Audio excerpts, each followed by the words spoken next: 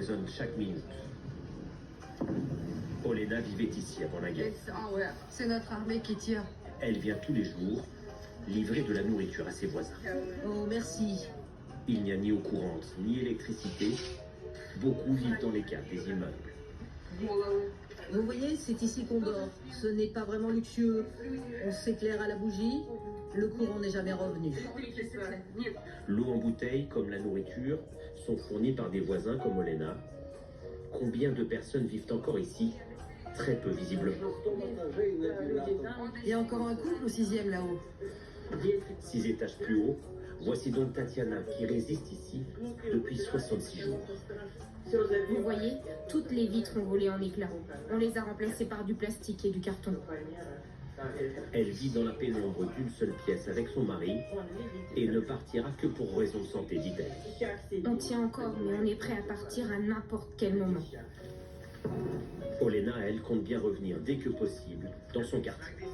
C'est comme ça tous les jours. Oui, un jour normal, c'est ce qu'on entend. Comptable dans une entreprise avant la guerre, elle s'est donné une nouvelle mission. Documenter toutes les destructions de sa ville natale pour dénoncer les pratiques de l'armée russe. On va envoyer ces documents à la Cour pénale internationale pour montrer au monde ce que la guerre a fait de notre ville aujourd'hui. Ce qui est impressionnant ici, c'est qu'aucun immeuble du quartier n'a été épargné.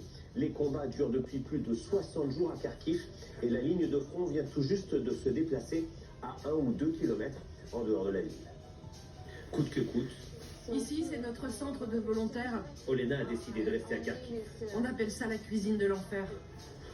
C'est ici qu'elle vit avec sa famille et une trentaine de volontaires. Ils y préparent 3000 rations quotidiennes destinées à l'armée et aux hôpitaux. Le lieu doit rester secret. Il y a des dortoirs, une boulangerie et un stock de médicaments géré par la fille d'Olena. Je ne me voyais pas du tout partir. Qu'est-ce que je ferais en exil à l'étranger? En travaillant ici, je me sens beaucoup plus utile. Impossible de savoir combien de civils soutiennent ainsi l'effort de guerre. Une chose est sûre, les soldats ukrainiens bénéficient d'un soutien sans faille de la population.